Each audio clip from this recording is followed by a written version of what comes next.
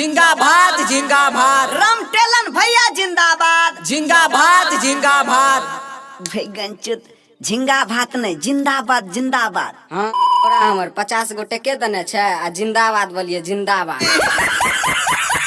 अपना नेता कैसा हो? राम टेलन जैसा हो। बेटी चोद के छोरा राम पेलन ने राम टेलन बोलना। आपके क्षेत्र का कर्मठ सुयोग जुझारू कर्महीन नेता। मामो तेरा बहन के 14 महावीर वाला, तेरा मैया के 14 वाला।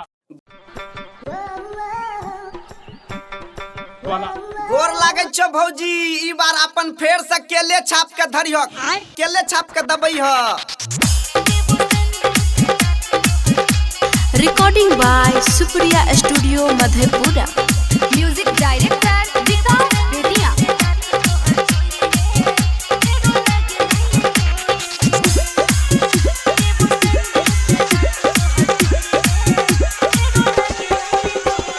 वोट मांगे अलियो फेरो तोरा गाम है। रखी हो ध्यान करे छियो प्रणाम है। वोट मांगे अलियो फेरो तोरा गाम है। रखी हो ध्यान करे छियो प्रणाम है। चुपे चाप ले ले पैसा करो नहीं सोर है।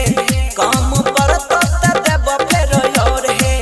काम पर तो देव फेरो और है। देवो सिंदिल से जात तो हर तोरी रे। फिरो लागे एले गुड़ हेरी कोरिया नेता लेता खोर रे। फिरो लागे एले गुड़ देवो सिंदिल से जात तो हर तोरी रे।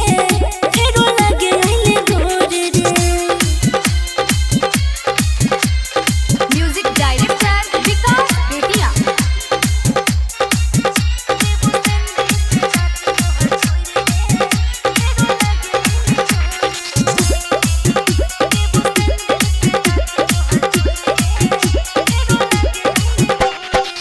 रोड सड़क नाला बनैब, फेरू जिताब अबरी वादा निभैब। ए भौजी 5 साल जीतल रहले कैले नहीं काम रे। अब की फुती बाऊ खर ले बोकान रे। अब की फुती बाऊ खर ले बोकान रे। हमरा आगे तो बेसी नहीं फान रे। याद रखी हो भौजी हमर केला निशान है। बात मान करब विकास वाला काम है। हे याद रखी हो भौजी हमर केला निशान है। बात मान करब विकास वाला काम है। पूरे बिहार से भागत घूसखोर है। हमरा ऐसन नेता छै नहीं कोई और है। हमरा ऐसन नेता छै नहीं कोई और है। देवो सिंदिल से जात तो हर तोरी रे। फिरू लागे एले गुड़ हेरे कोरिया नेता लेता खोर रे। फिरू लागे एले गुड़ देवो सिंदिल से नाक तो हर तोरी रे। फिरू लागे एले गुड़ रे। Music Director Vikas Bedia.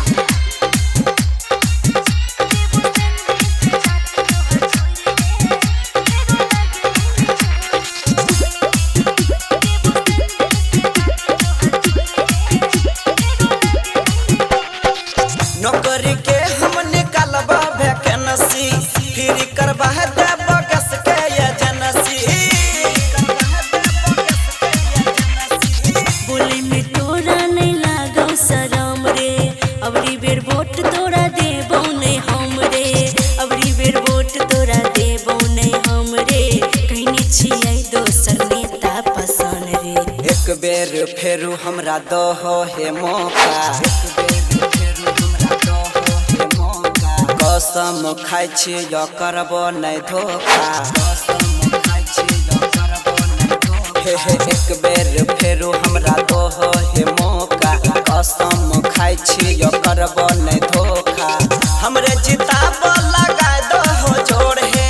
कथी ले करै छो तोय वाला जोड़ है। कथी ले करै छो तोय वाला जोड़ है। देवो सिंदिल से जात तो हर तोरी रे। फिरू लागे